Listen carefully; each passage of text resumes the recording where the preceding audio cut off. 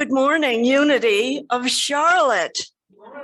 Good morning. It's wonderful to be here together.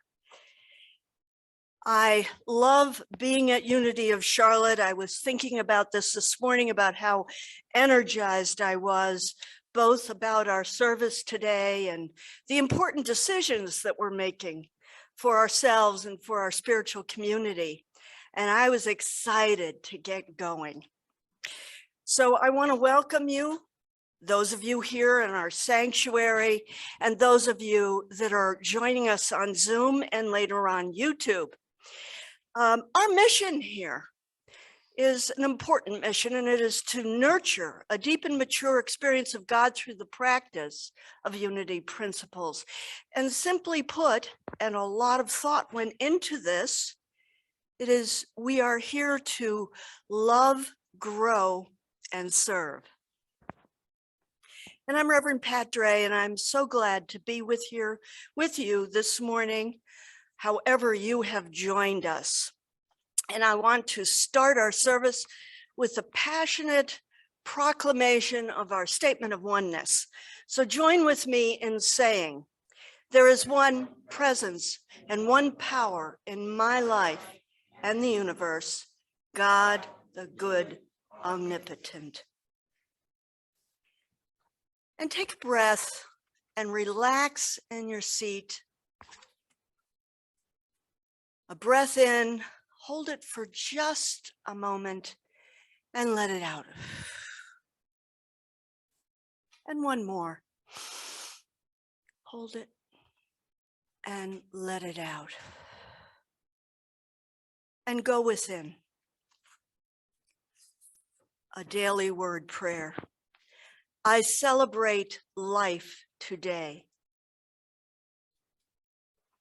As I grow older, I receive and appreciate all I see, hear, feel, and taste,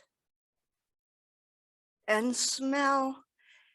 And all of this is a gift from the divine, an opportunity to grow and to develop into who I have come here to be, basking in the presence of God. I am filled. I give joyously and abundantly of my time and talents through acts of loving kindness, goodwill, and camaraderie with everyone. What a joy and blessing it is to celebrate life. Though just one day out of the year marks my birthday, I live from an awareness that in each now moment, I begin again.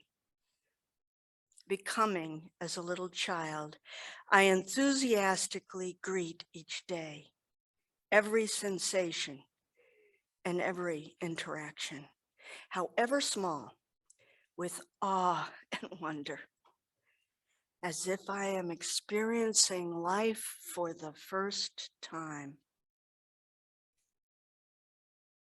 You show me the path of life.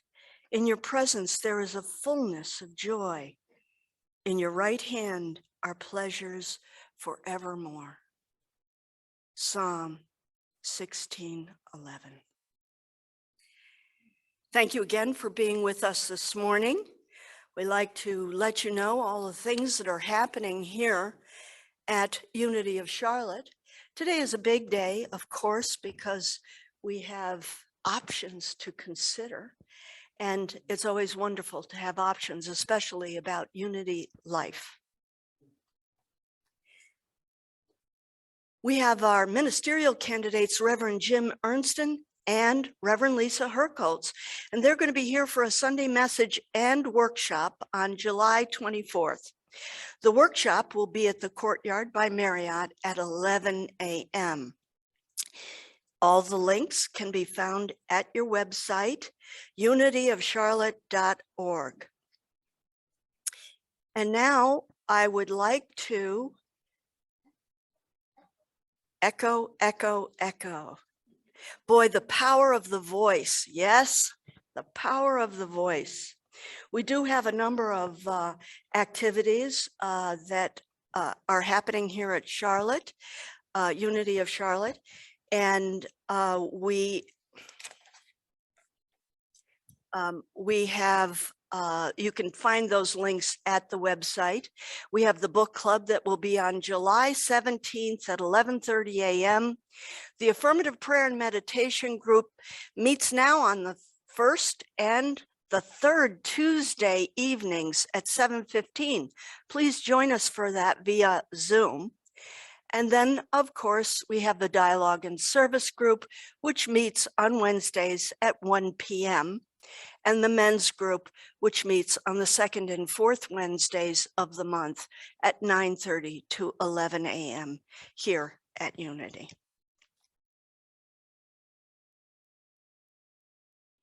Please join us for our affirmation for the minister and for the new meeting space. We affirm the presence of a new spiritual leader for Unity of Charlotte, who will carry forth our mission-centric vision, energize our leadership, our membership, and expand the practice of unity principles in the greater Charlotte area and beyond.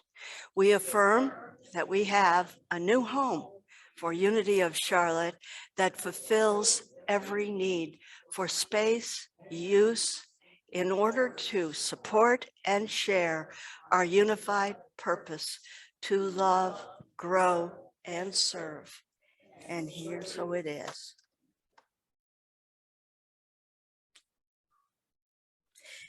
It is my joy this morning to start our service by introducing our chair of the board, Lawrence Toliver, who does many things here at Unity. And in particular, I call him the chair of the connectedness, because everything he does is from the heart outward, and you feel it and you know it.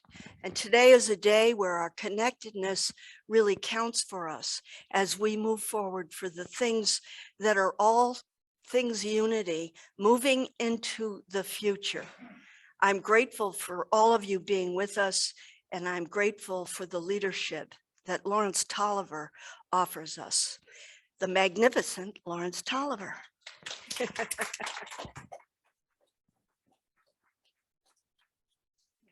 To give my introduction. Thank you very much, ma'am. You want to say a few other things? I do. Stand next to me. Apparently I needed to be connected in order to say those things. I was right moving ahead to you so quickly.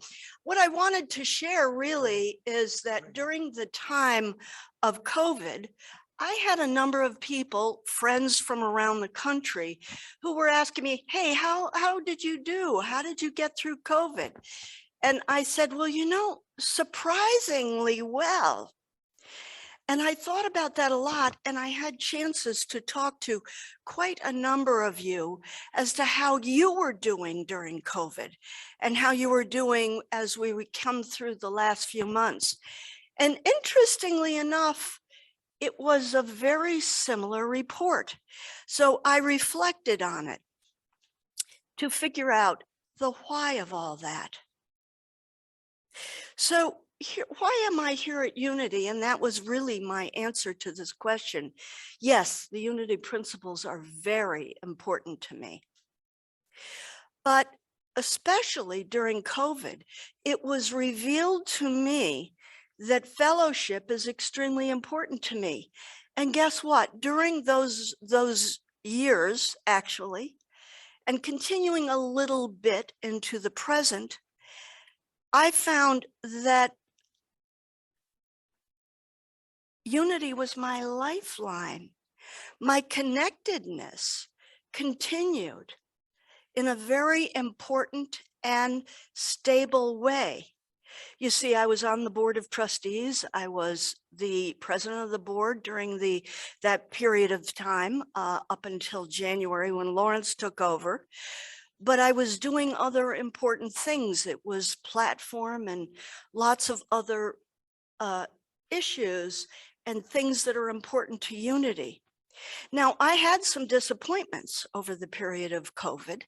I canceled a trip to Portugal with friends. I was also had another trip to Hawaii and a cruise.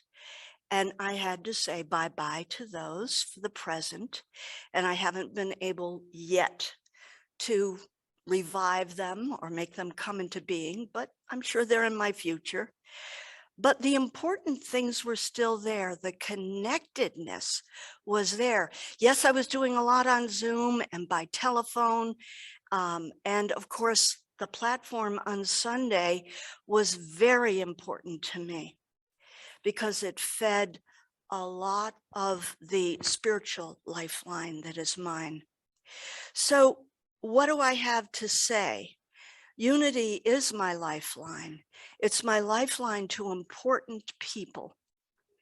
And you're right here before me and you're on Zoom. You are important to me and you are important to unity.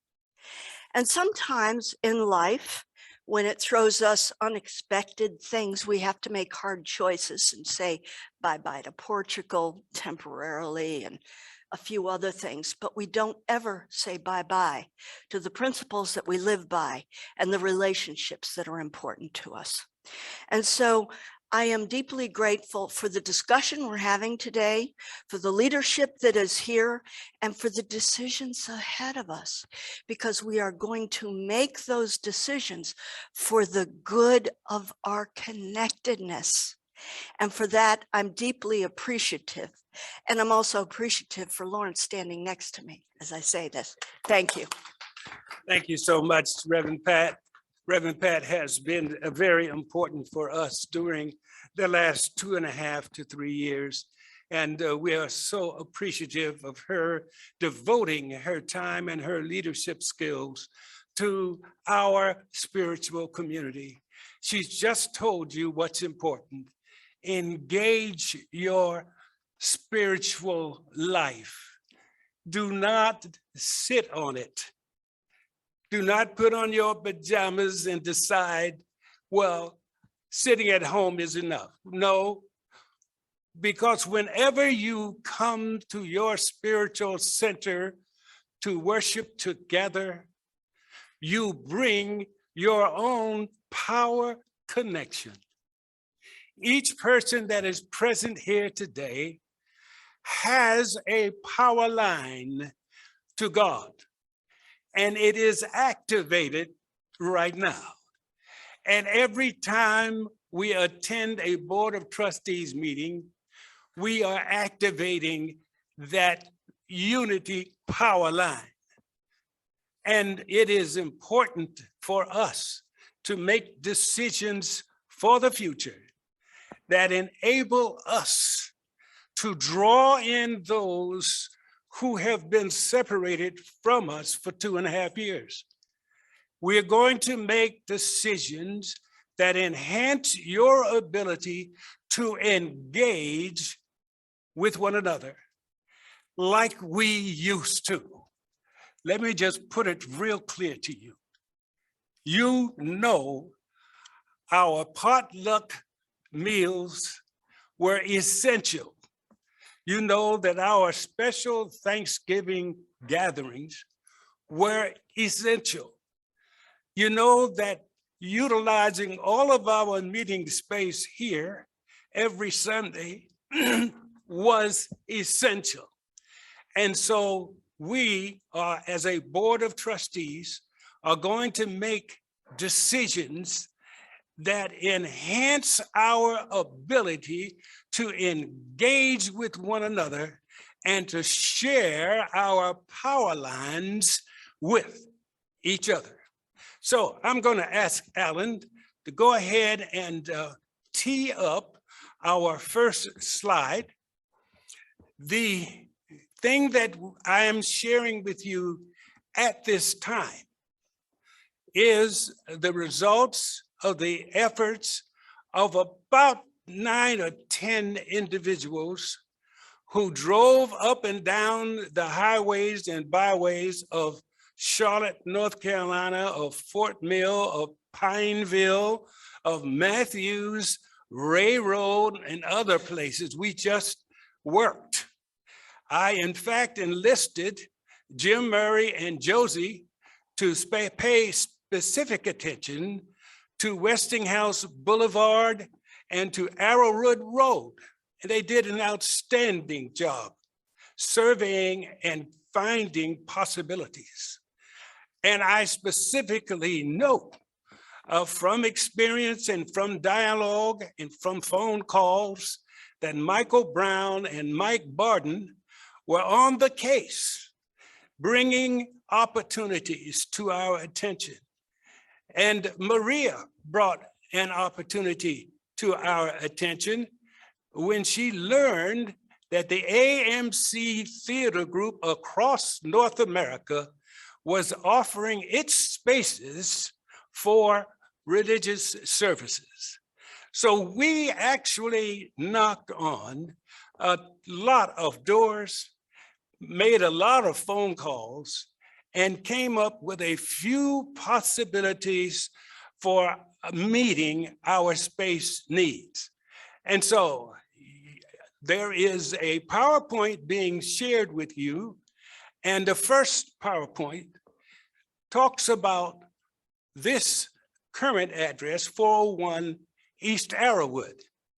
And so I want our Zoom participants to really focus on the various activities that we do here at 401 East Arrowwood. Number one, it costs us something to be here since we no longer own the facility. It costs us $1,700 per month. And we have some access to our prayer and meditation room. We do have access in the morning on Sundays to this sanctuary. We are responsible for setting up and breaking down. So the chairs don't move by themselves. We move the chairs to and fro according to our needs. We have discovered that we do not have the ability to hold those gatherings after service that we used to hold. Committees would meet, programs would gather, and also classrooms. There are no classrooms here for our youth. So we have limited abilities to do what we're used to. And I just want to underscore one of those, and that happens to be our potluck meals once a month. That is gone when we are here anchored in this particular space. So those are the points I want to make about this space. We know that it has adequate parking. We have no problems with parking. But we do anticipate in the month of August that we are going to perhaps be squeezed out of the meditation room because the school that pays rent here is wanting the room that we normally use. So, ladies and gentlemen, members of Unity of Charlotte, these are the specifications for what we have, and these are our experiences here at $1,700 a month. Can we move to the next one, Alan? We have had the good fortune through Michael Brown and his team. He worked with the men's group. We had the good fortune to learn that Queen's University has a tremendous number of meeting spaces available to the public and to organizations. And I want to be specific about what those are. There are 2 auditoriums that I have listed from among the 24 listings that Queens has. Duke Energy Auditorium at Queens, and Knight Crane Auditorium at Queens. The Duke facility has space for 98 people. The Knight Crane Auditorium has space for 82 people. If we were to utilize those spaces, it would cost us $200 for 4 hours of usage. $200. Any additional space, such as classrooms for youth, we would have to pay for. These auditoriums don't come with kitchens attached. So we would not have the ability for potluck Sundays. And if we went to one of those auditoriums, we know the auditoriums have good AV equipment. We know that Queens has adequate to ample parking. And we would, however, also have to bring in any equipment we wanted to use to Zoom our meetings, for example. You know, we would not have an office. One of the things that 401 East Arrowwood has for us is ample office space. So that would go away if we used the space at Queens. We wouldn't be able to have that.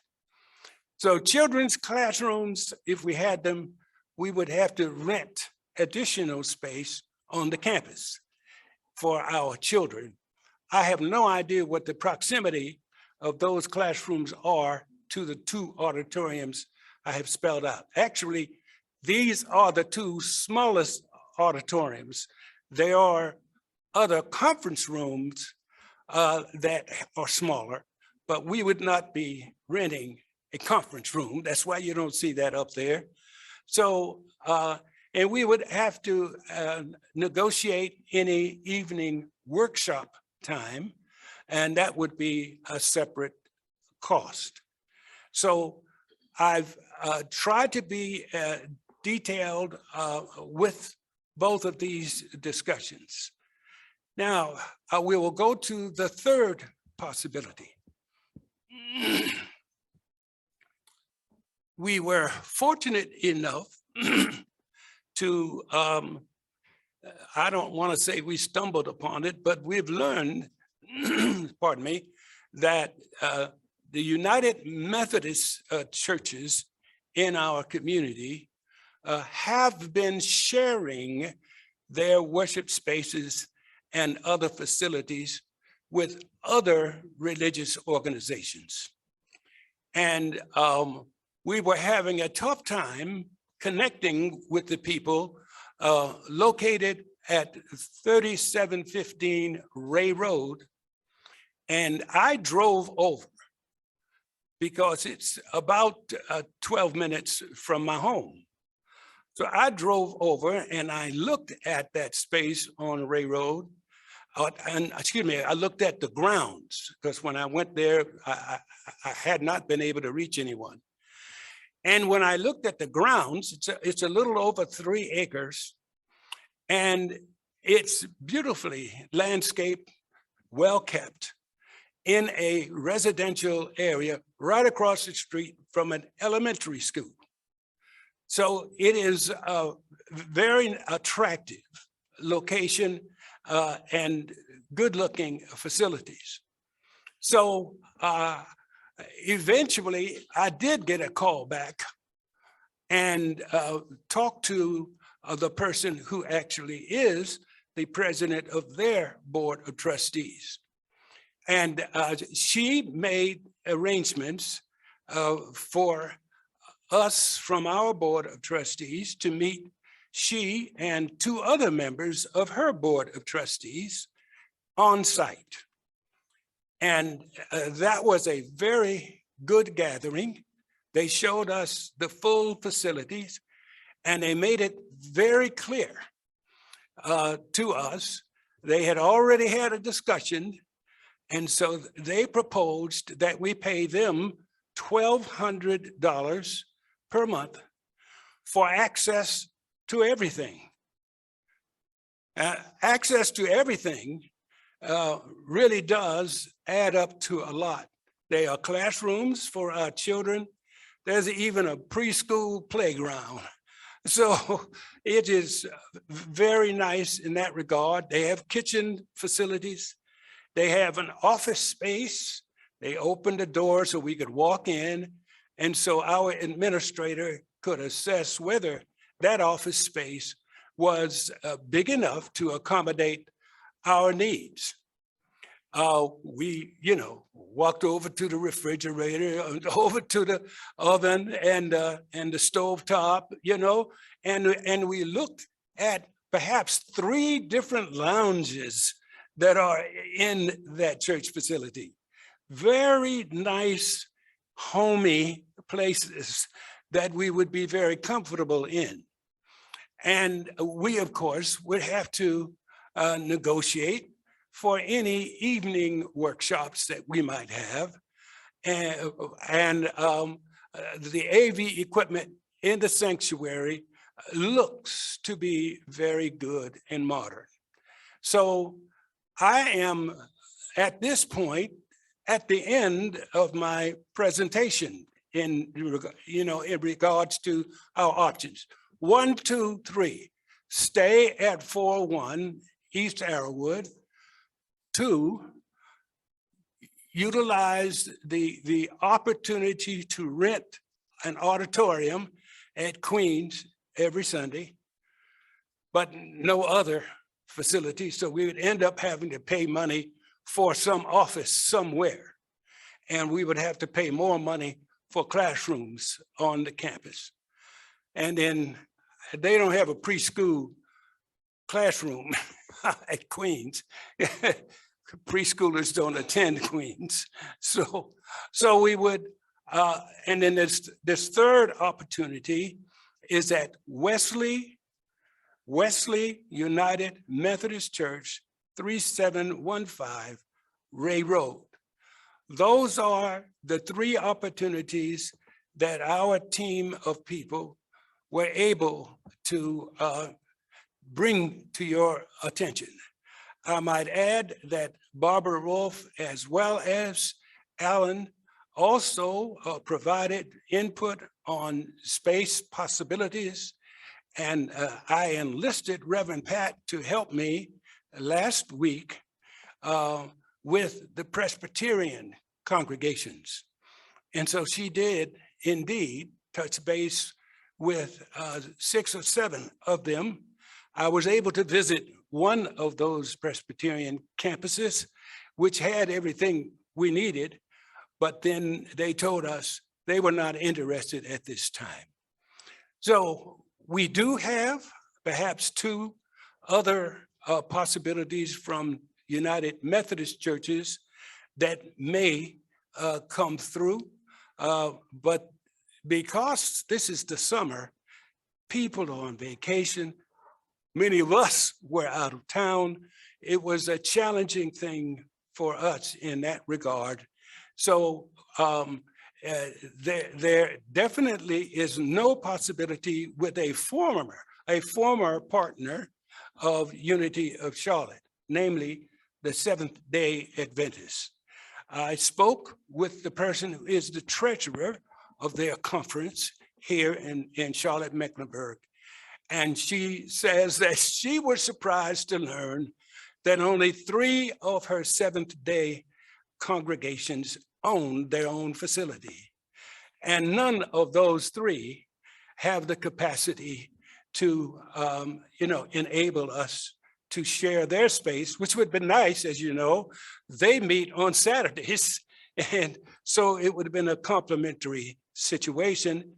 We, in our history, have taken advantage of that. And we have also enabled a Seventh-day congregation to meet here at 401 East Arrowwood. So that's a healthy relationship, but there were no possibilities with the Seventh-day Adventists at this time. So I present these 3 And I want to open up the floor for questions from people who are present as well as people who are on Zoom. And I'm going to ask if, Pat, you could pay attention to what happens from the Zoom, if anybody raises a question or puts a question in the chat. Okay? Now, I see that Jim Murray has a question or observation. Yes, what's the approximate seating capacity at Westlake? Oh, it's over 100. I couldn't tell you exactly. It's over 100. Yes, sir. The space is maybe a little larger than this sanctuary. Brenda? I have a finance question. The rent is $500 cheaper, and it looks like we get a little bit more access to things. I'm wondering if how able are we at this point to make the $1,700 a month rent? Okay. And then with that, dropping at $500. Yeah. I'm glad that you asked the financial question and you ask it in terms of the big picture. So I will get to you, Rita, but let me answer this question. And I'm going to be disclosing something. You could learn more, Brenda, if you could attend our meeting on Tuesday morning at 10. But let me just say, we have over $400,000 in our accounts. And that was a result of selling this building, okay? And being very careful about not depleting it.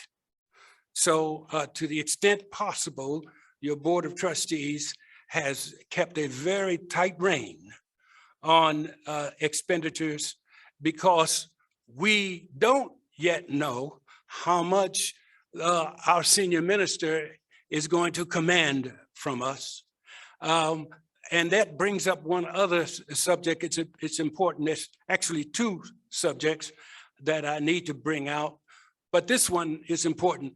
We need, as a board, to make a decision, make all of our decisions so that we enhance the opportunity for success for the new senior minister, whoever he or she might be. We've got to set the stage for their success and also for our success in bringing our members back. I see Rita first. Rita? Repeat the question. When would our service start? Say that again, please. What time would our service start? That is the other issue that needs to be addressed because it's not what we're used to. Wesley already hosts a separate congregation. I believe they're Korean. It's a Korean congregation that meets there at that space. So Wesley United Methodist has its meeting, and that's in a traditional Sunday morning time. And then the Korean church meets after them. And so our service would have to be after 3 o'clock. So we would have access from 3 p.m. to 7 p.m. I'm sure it was on the slide. I just didn't say it, but that's the one change. But we can keep our shoes on. Pat. Yes, there were two comments. One comment was asking for the clarification you just gave on the Time of service. The other one was a 3 cheers for the location because this person lives within walking distance.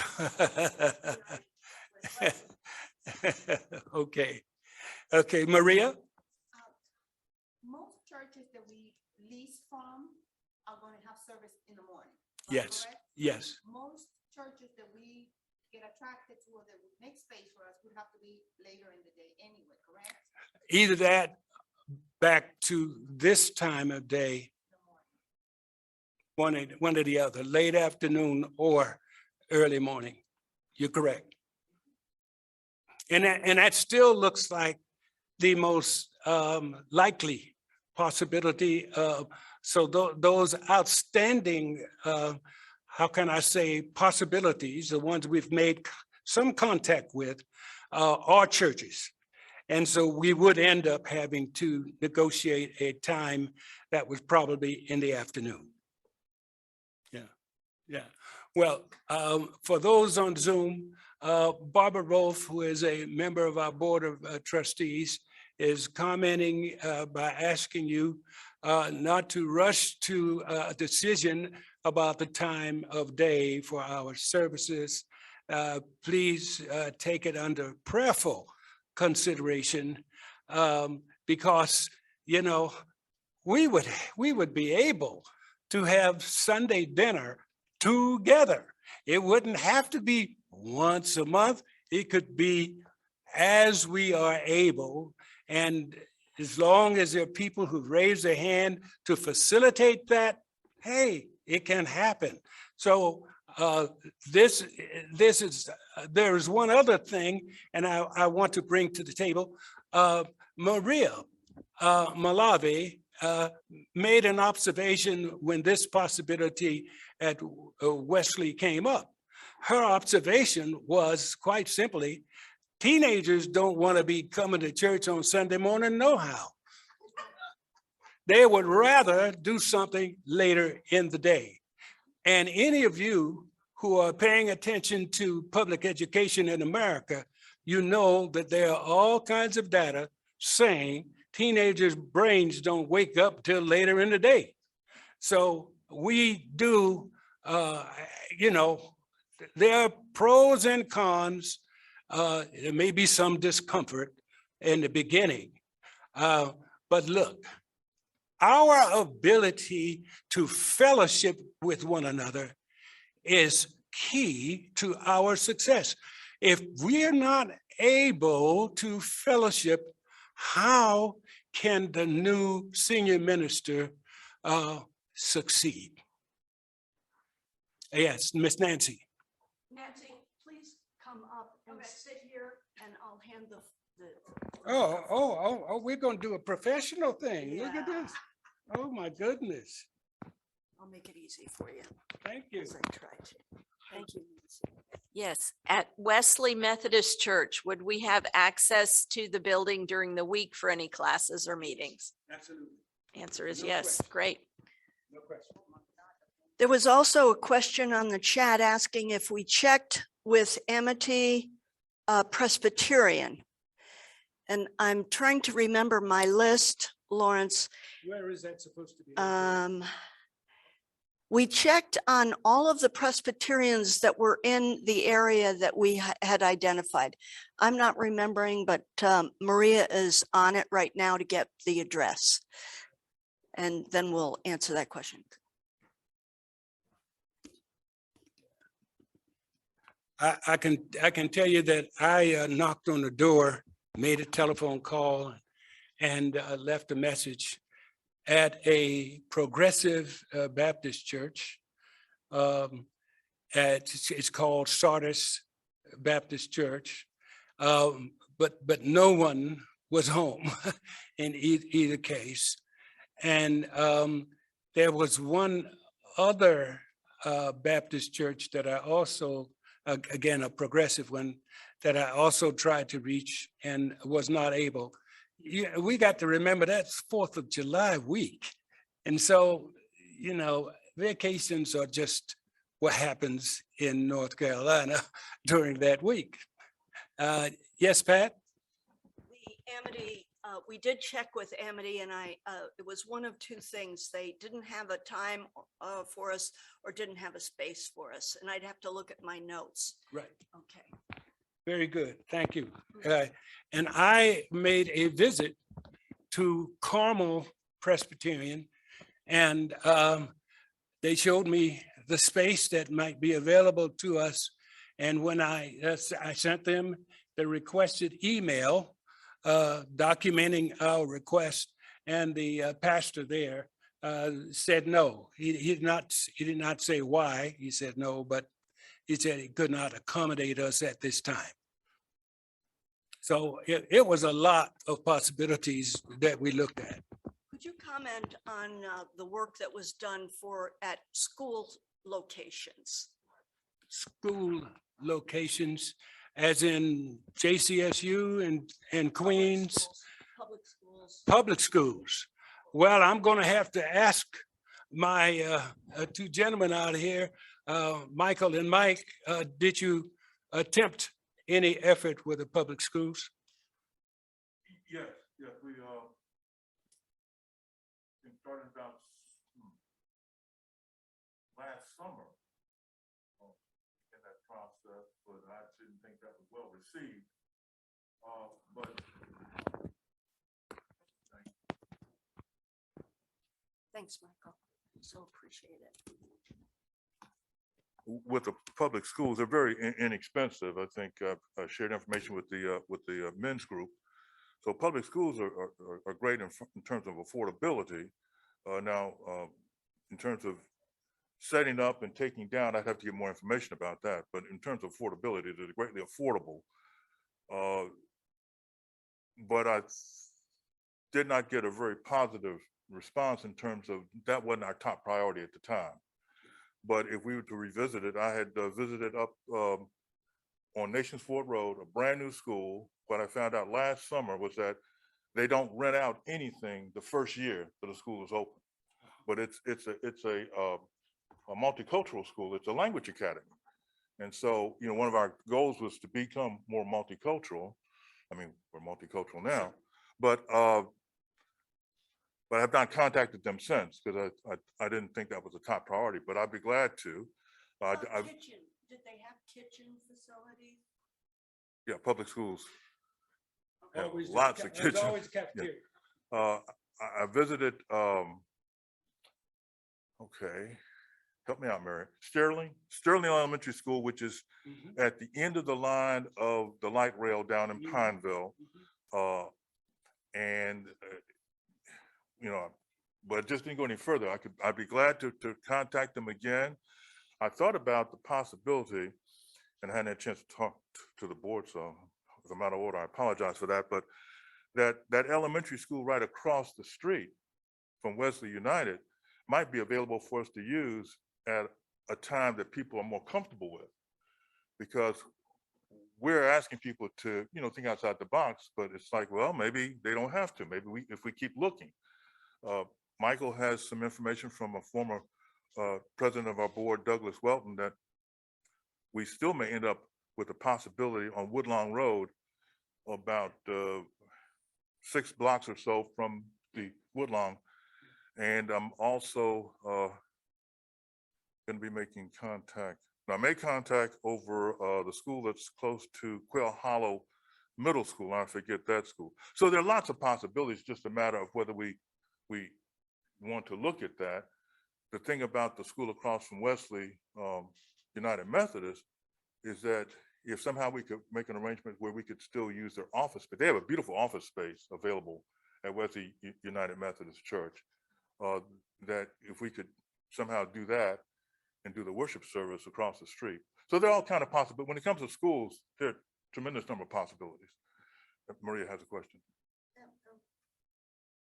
In the schools, would there be one you said office space? The other one would be the Zoom ability. Do we have to bring in the schools? Would we have to bring all of our equipment to do Zoom? We wouldn't have an AV room. We wouldn't have a. So those are things to keep in mind. And potlucks. And meetings during the week in school. And meetings during the week, as Nancy brought up. That's good too.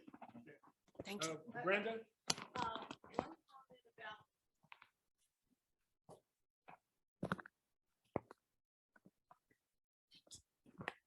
about I worked in public schools all my life, and there were constantly people wanting to rent the facility or use the facility. There are really strict guidelines about who can be there. There has to be a certified personnel come in and open up the building and be there all the time. And then the other comment that I wanted to make is our schools have become almost closed off to public access because of the school security measures that are in place. And I don't think that we would be very free to have a lot of access to things with all the security measures in place. Thank you. I appreciate all of the involvement and questions that have been brought forward. And I'm appreciative of those who are present for their help in answering some of these questions. I will just say to Michael, I did make connection with that Presbyterian campus on Woodlawn, and they decided not to move forward in our time frame.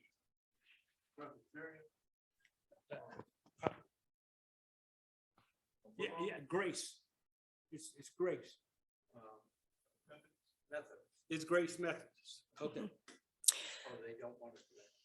Yeah, they were not able to provide me any response that would help me do anything at this meeting. All of the questions have been excellent, important, and very educational. And one more came through on chat from Chandon saying he always has a way of asking the crucial question, are we on a timeline? Thank you very much for bringing that forth again. We are acting as though our meditation room or prayer room will be restricted from us when school resumes in August. We are at the Board of Trustees are going to assess the input that we've gotten today, and we are going to come up with a decision of how to move forward to enable greater opportunity for success of our new senior minister and to facilitate the return to worship of our members. Okay, last question. Until when do we have a timeline with Wesley Church to give them a? Very good. Wesley is expecting a decision the last 2 weeks of this month of July. That's what they're expecting. And we told them that's what we would do, give them a decision, yes or no, during the last 2 weeks. So our meeting happens on the 12th. Last 2 weeks start on the 15th. So we do have some serious decision-making on Tuesday morning. So at this time, I'm going to return the podium to Reverend Pat. We still have a few things to do for our service, and specifically, we got to pass the plate. And I'm an old Baptist. I don't mind telling you what's going to happen. We need to pass the plate. And we definitely need to say to our members, return so that we can have access to your power source. When you're present, we have access. When you're absent, we don't know what you're doing in those pajamas. I mean, what do we know?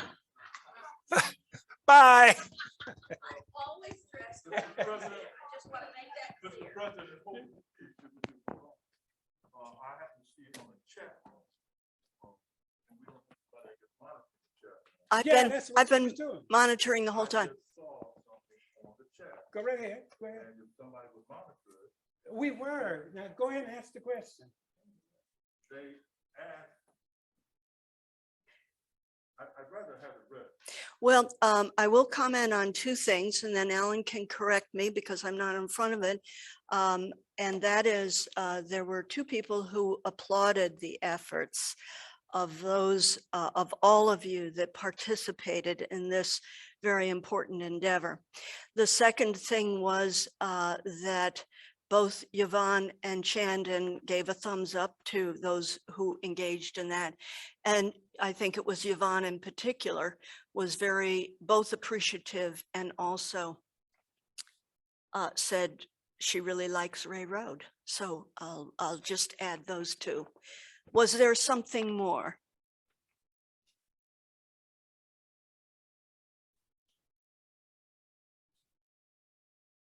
Asking for a show of hands about the Methodist school. Okay. Well, let me be fair. How many are in favor of staying here? 1, 2, 3, 4. How many in favor of Wesley United? 1, 2, 3, 4, 5, 6, 7. So 8. Everybody didn't vote. Some people got to think this through, and that's fine.